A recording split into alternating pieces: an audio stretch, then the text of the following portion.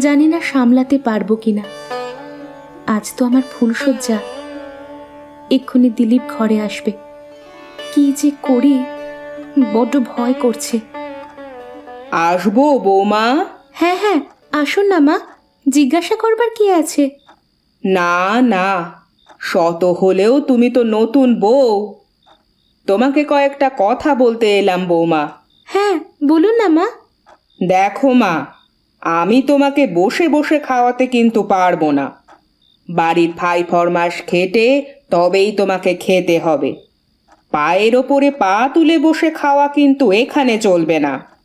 এ মা, ছি ছি, পায়ের উপর পা তুলে বসে খাবো কেন মা? আমি তো বাড়িতেও কিছু না কিছু করতাম। আর তাছাড়া শাশুড়ি মাও তো মায়েরই সমান হন। আপনাকে খাটিয়ে খেতে ভালো লাগবে কি আমার?